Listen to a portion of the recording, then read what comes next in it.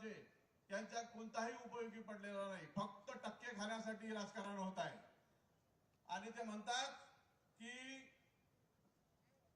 भारतीय जनता पार्टीचं सरकार आलं त्यावेळेस पासून मला पैसे दिले नाही। अरे तुम्हाला जे मतदारसंघासाठी पैसे दिले, जो निधी उपलब्ध करून दिला, त्यात फक्त तुम्ही टक्के खाण्याचं काम केलं आणि आपली पिलावळ पोचली। म्हणून आजी आपल्या सर्वांना विनंती आहे की येणाऱ्या 20 तारखेला होऊ घातलेल्या विधानसभेच्या निवडणुकीमध्ये भारतीय जनता पार्टीचा उमेदवार म्हणून मला प्रचंड बहुमताने विजय कराल अशी आशा बाळगतो आणि अशी विनंती करतो। धन्यवाद। जय हिंद, जय महाराष्ट्र। आप सभी जानते हैं, जब चाइना ने भारत भू पर आक्रमण किया था, तब यहीं से राष्ट्रसंत तुकडोजी महाराज ने चीन को ललकारा था। भाइयों और बहनों, आज फिर इसी भूमि से एक योगी की ललकार गूंजेगी विरोधियों को, विद्रोहियों को अपनी सबक सिखाने के लिए। और इसलिए जिनकी जीवा पे मां सरस्वती का वास है, राष्ट्र चेतना के प्रखर पुरोहित माननीय योगी जी आदित्यनाथ जी, मुख्यमंत्री उत्तर प्रदेश, इनको मैं निवेदन करती हूँ कि वे हमें मार्गदर्शन करें।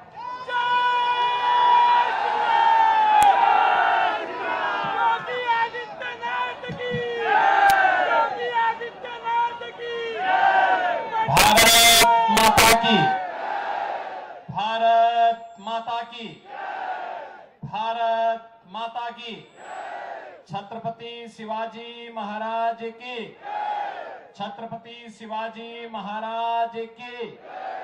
वंदे वंदे वंदे। राष्ट्र संत तुकडोजी महाराज की इस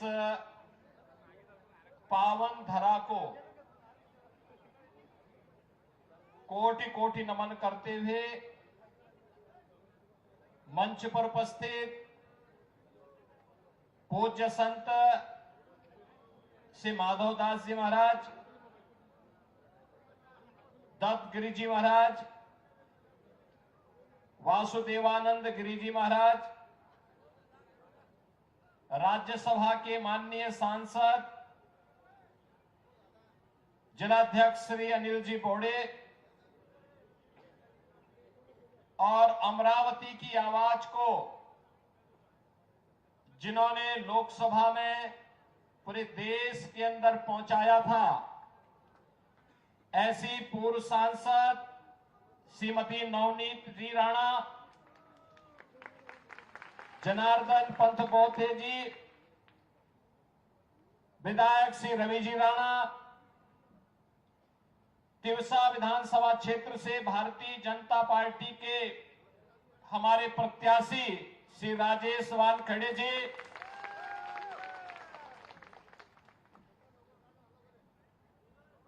मंच पर उपस्थित भारतीय जनता पार्टी, शिवसेना, एनसीपी के हमारे सभी पदाधिकारीगण, महायुति गठबंधन से जुड़े हुए सभी उपस्थित बहनों और भाइयों, ये मेरा सौभाग्य है कि आज मुझे हिंदवी स्वराज के संस्थापक छत्रपति शिवाजी महाराज की पावन धरा पर आप सबके साथ संवाद बनाने का एक सौभाग्य प्राप्त हो रहा है। मैं छत्रपति शिवाजी महाराज और महाराष्ट्र की इस धरा को कोटि कोटि नमन करते हुए मां तुलजा भवानी और भगवान विठोबा के आशीर्वाद की इस पावन धरा को नमन करता हूं।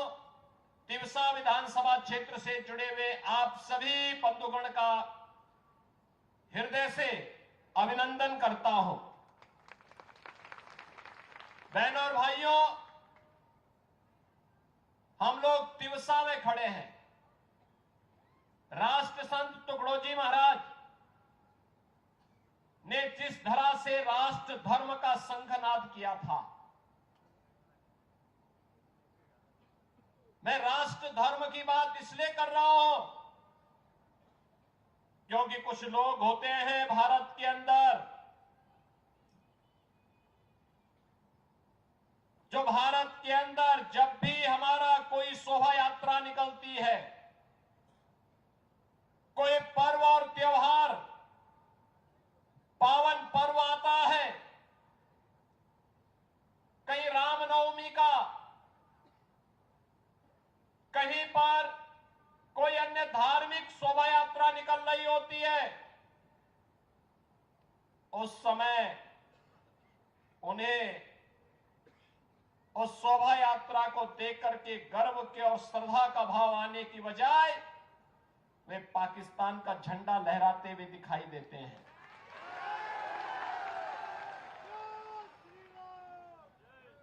भारत आज दुनिया के अंदर एक महाशक्ति बनकर के आगे बढ़ रहा है।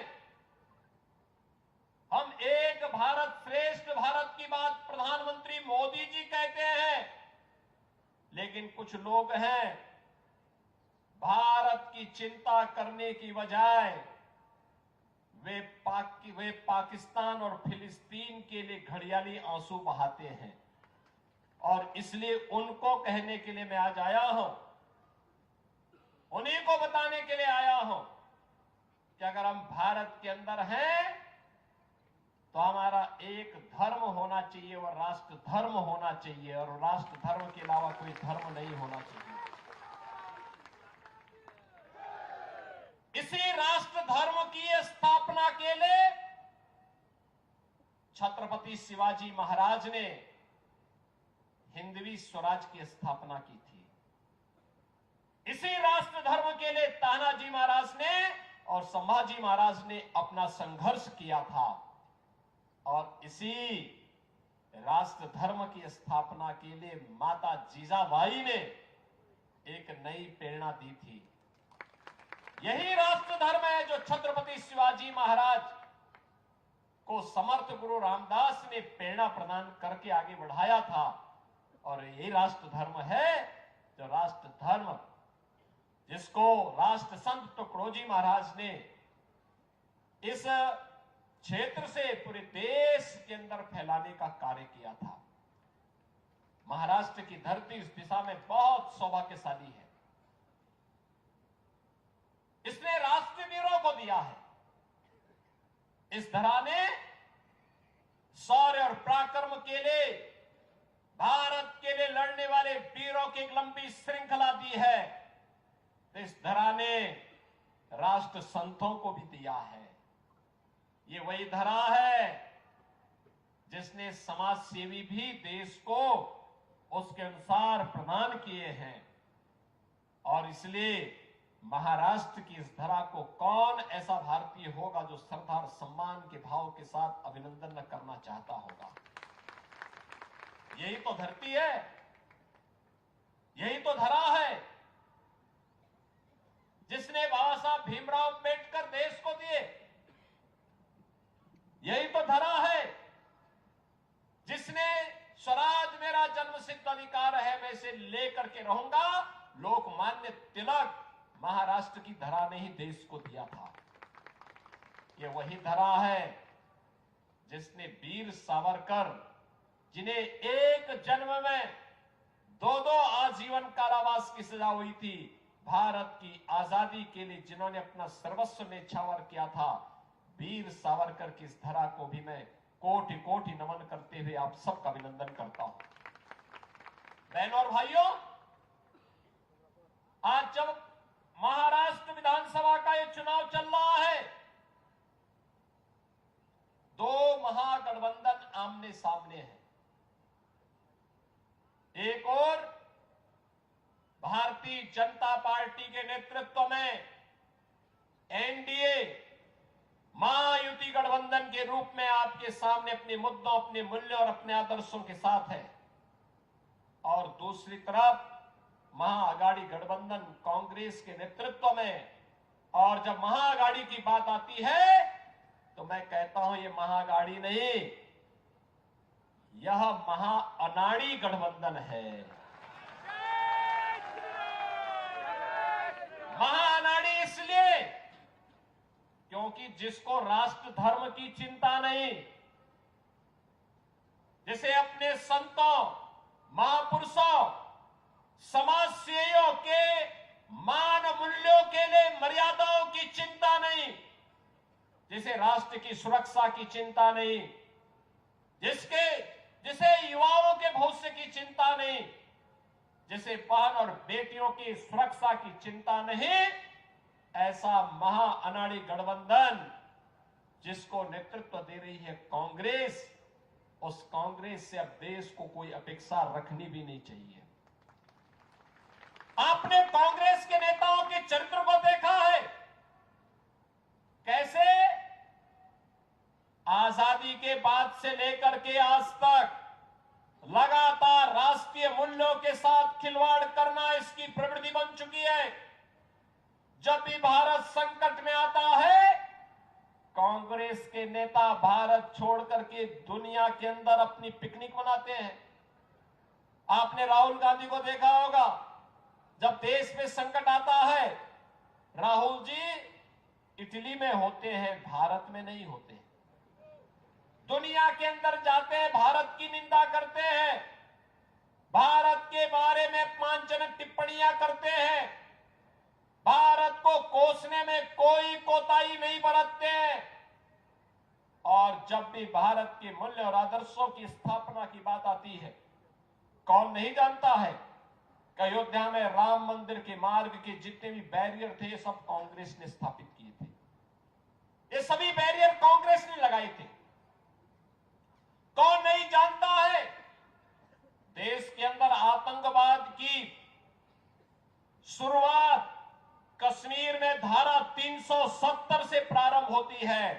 बाबा साहब भीमराव अंबेडकर के विरोध के बावजूद कांग्रेस के उस समय के नेतृत्व ने धारा 370 को जबरदस्ती भारत के संविधान में जोड़ा था।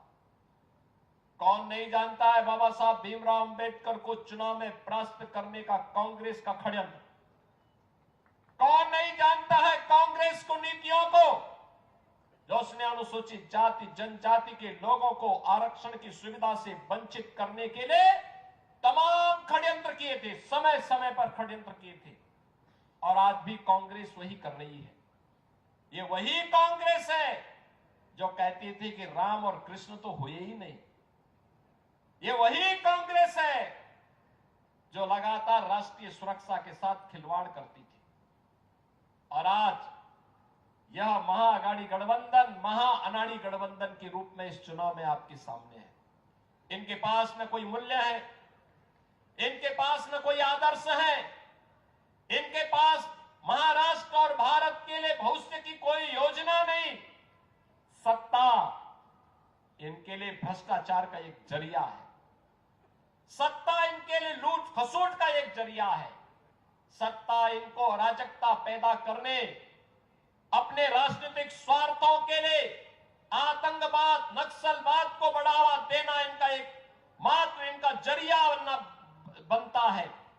और इसीलिए एक तरफ कांग्रेस के नेतृत्व का ये महाअनाड़ी गठबंधन और दूसरी तरफ महायुति महागठबंधन का नेतृत्व कर रहे प्रधानमंत्री मोदी जी के नेतृत्व में एनडीए के सभी दल, भारतीय जनता पार्टी, शिवसेना और एनसीपी, ये सभी मिलकर के इस चुनाव में आपके बीच में है।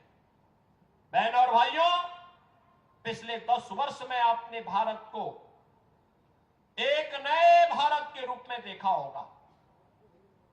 सुरक्षा की अगर आप देखें तो सुरक्षा जो कांग्रेस की सरकार के समय राष्ट्रीय सुरक्षा दांव पे लगी थी, पाकिस्तान भारत के अंदर विस्फोट करता था, आतंकवाद को भड़काता था, अराजकता को भड़काता था, जब मर्जी सीमा पार करके भारत के अंदर घुसपैठ करके सुरक्षा बलों के जवानों पर हमला करता था। लेकिन आपने देखा होगा आज पाकिस्तान भी जानता है कि उसकी कोई भी नाजायज हरकत का दुष्परिणाम क्या होगा।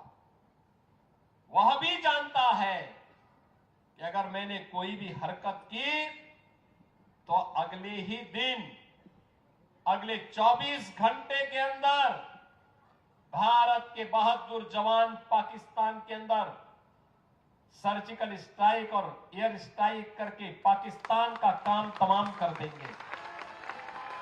और इसलिए अब पाकिस्तान अंतर्राष्ट्रीय मंचों पर कहता है कि जान बख्शो, भारत हम पर कभी भी हमला कर सकता है।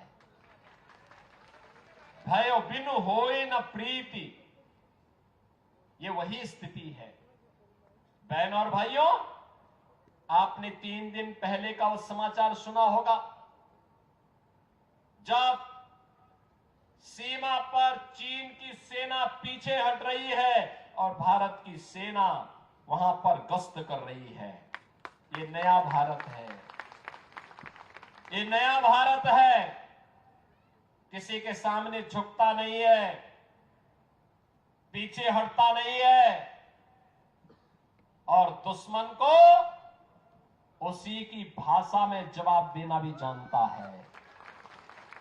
ये नया भारत है। कांग्रेस के द्वारा दिए गए आतंकवाद के दंश को, धारा 370 को कश्मीर से हटा करके समाप्त करने का मादा रखता है। ये नया भारत है। अपमान का घूंट पी करके चुपचाप नहीं बैठता है। किसी कालखंड में किन्हीं परिस्थितियों के कारण अगर विधर्मियों ने कोई कार्य किया है ऐसा जो अपमानजनक है, तो उसका परिमार्जन करने का मादा भी रखता है। और वह मादा रखा है अयोध्या में प्रभु श्री राम के भव्य मंदिर के निर्माण को लेकर के। अयोध्या में 500 वर्षों का इंतजार समाप्त हुआ। 500 वर्षों के बाद इस दीपावली को भगवान राम ने अपनी जन्मभूमि पर दीपावली के उत्सव को देखा। कौन ऐसा भारतीय होगा जिसका सिर गौरव के साथ फूला नहीं हो? कौन ऐसा भारतीय है जिसको गौरव की अनुभूति न हुई हो? क्योंकि नया भारत है। ये नया भारत विकास भी कराता है, लोक कल्याणकारी कार्यक्रमों को आगे भी बढ़ाता है। ये नया भारत है जो अपने आन मान और शान की रक्षा करना जानता है। और मोदी जी के नेतृत्व में पिछले 10 वर्ष के अंदर भारत ने वो करके दिखाया है। बहनों और भाइयों, मैं आप सबसे आज यही कहने के लिए आया हूं कि जो विधानसभा का चुनाव महाराष्ट्र के अंदर चल रहा है, ये महाराष्ट्र के अंदर का ये चुनाव इसी बात को लेकर के है। कैसा महाराष्ट्र हमें चाहिए, किस प्रकार का महाराष्ट्र हमें चाहिए। जिन मूल्यों, जिन आदर्शों के लिए छत्रपति शिवाजी महाराज ने हिंदवी स्वराज की स्थापना की थी, उन मूल्यों और उन आदर्शों का पालन कौन कर रहा है? महायुति गठबंधन कर रहा है या महाअघाड़ी? और अगर आप देखेंगे तो छत्रपति शिवाजी महाराज के मूल्यों और आदर्शों का कोई एक गठबंधन अपना आदर्श मान करके उनसे प्रेरणा प्राप्त करके कार्य कर रहा है तो वह महायुति गठबंधन है भारतीय जनता पार्टी के नेतृत्व का। छत्रपति शिवाजी महाराज, तुकोजी महाराज, संभाजी महाराज उत्तर प्रदेश में त्यात्या टोपे हो या फिर उत्तर प्रदेश की झांसी में महारानी लक्ष्मीबाई का संघर्ष हो, ये सभी तो हमें उन्हीं मूल्यों और आदर्शों की स्थापना की प्रेरणा प्रदान करते हैं जिसको लेकर के आज भारतीय जनता पार्टी कार्य कर रही है।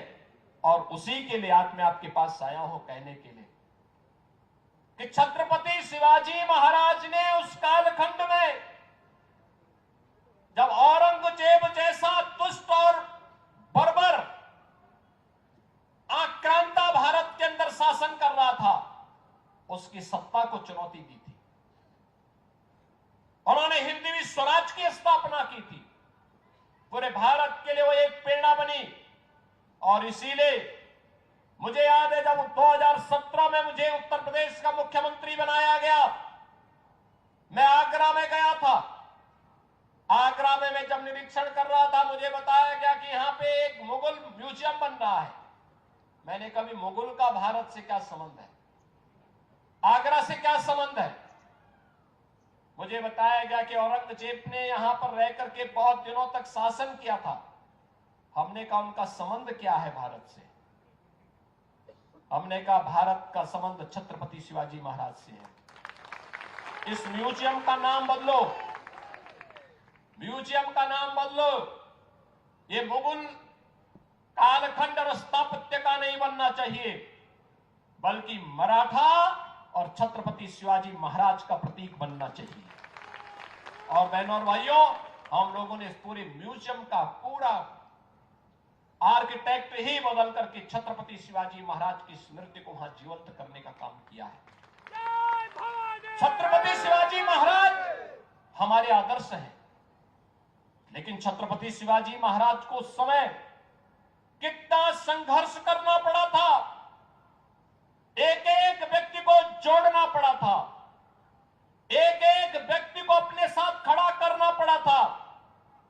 एक एक नागरिक को जाति के नाम पर नहीं, क्षेत्र के नाम पर नहीं, भाषा के नाम पर नहीं, उन्होंने महाराष्ट्र से लेकर के कर्नाटक तक और महाराष्ट्र से लेकर के उत्तर प्रदेश और भारत के तमाम अन्य क्षेत्रों तक उस समय उन्होंने औरंगजेब की सत्ता को चुनौती देते हुए हिंदवी स्वराज के लिए सभी हिंदू राजाओं को एकत्र करने का काम किया था। तब औरंगजेब जैसा बर्बर विदेशी आक्रांता भी उस कालखंड में न चाहते हुए भी पराजय का मुंह देखने के लिए मजबूर हुआ था। बहनों और भाइयों, मैं आप सबसे यही कह रहा हूं, ये इतिहास हम सबको यही प्रेरणा दे रहा है। तमाम लोग आपके पास आएंगे, तमाम मुद्दों को उठाएंगे, तमाम बातें आपके सामने कहेंगे, और मैं तो केवल एक लाइन में अपनी बात कह रहा हूं, और एक लाइन की बात यही है कि बंटो मत।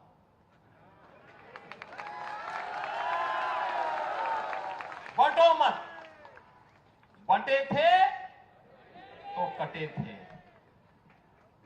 एक है नेक है। यानी बंटे थे तो कटे थे, आज एक है तो नेक है, एक है तो सेफ है। और जब तक एक रहेंगे, सेफ रहेंगे, आपकी शोभा यात्रा पे कोई पथराव नहीं करेगा। पथराव करने वाला आपके आगे आगे झाड़ू लगा करके सफाई करते हुए जाएगा।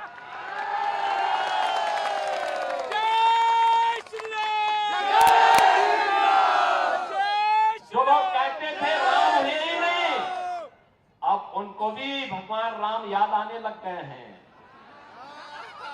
अब ये भी कहते हैं कि हम भी तो, राम तो सबके हैं। अब उनको भी राम याद आने लग गए।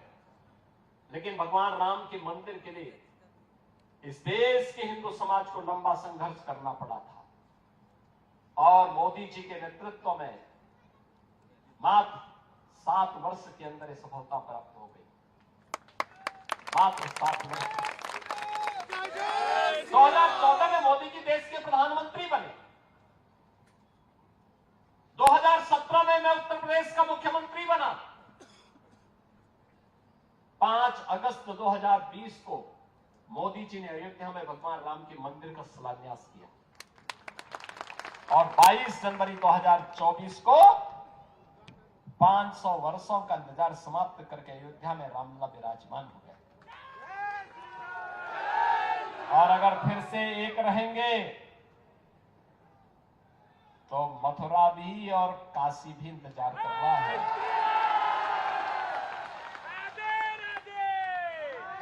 और हम लोग इसीलिए बार बार कहते हैं कि लड़ो नहीं और बंटो नहीं। ये लड़ाने वाले, ये बांटने वाले लोग कभी आपके साथ कभी खड़े नहीं होने वाले हैं, कभी नहीं खड़े होंगे। मैं देख रहा था यहां पर अमरावती में जब श्रीमती नवनीत राणा यहां पर हनुमान चालीसा के लिए भी संघर्ष कर रही थी। याद करिए, जब बजरंग बली रहे होंगे त्रेता युग में, तब तो इस्लाम नाम की कोई वस्तु इस धरती पे नहीं थी।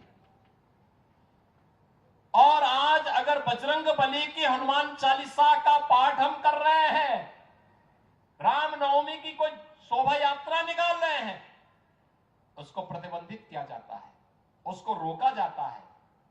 किन कारणों से? और जिन्हें बजरंग बली पसंद नहीं है, उन्हें जो पसंद है वहां जाएं। भारत के अंदर कौन ऐसा भारतीय होगा जो राम को न मानता हो, जो बजरंग बली को न मानता हो? और इसलिए बहनों और भाइयों, मैं आप सबसे कहने के लिए आया हूं,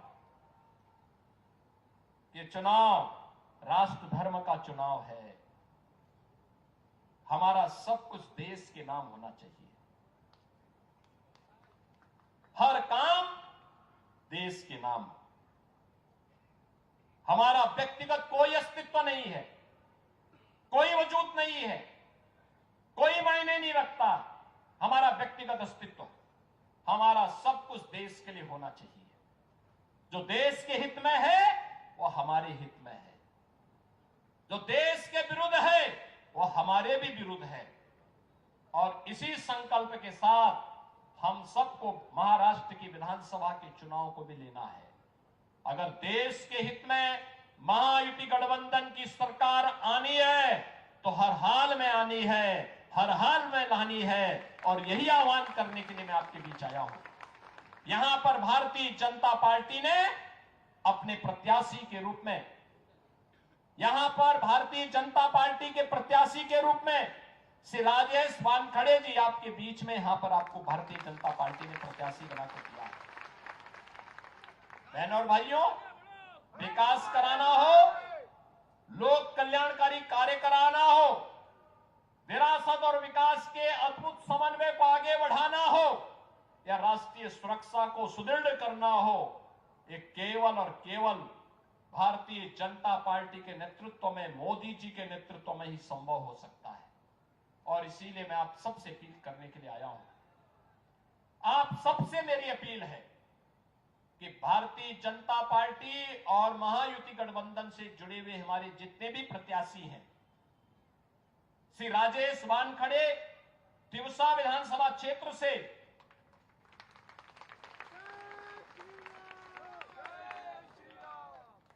धानम गांव विधानसभा क्षेत्र से श्री प्रताप अड़सठ, मोरसी विधानसभा क्षेत्र से श्री उमेश उर्फ चंदू यावलकर, ये सभी भारतीय जनता पार्टी के प्रत्याशी के रूप में आपके बीच में है।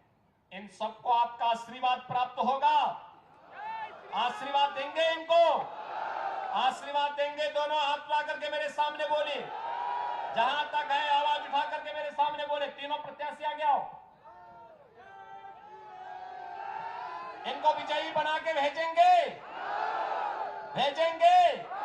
तो मेरे साथ बोलेंगे, भारत माता की, भारत माता की, भारत माता की, छत्रपति शिवाजी महाराज की, छत्रपति शिवाजी महाराज की जय श्री राम, जय जय श्री राम।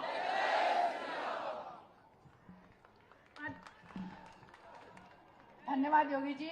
यहाँ उपस्थित सभी महानुभावों का मैं हृदयपूर्वक आभार व्यक्त करती हूँ।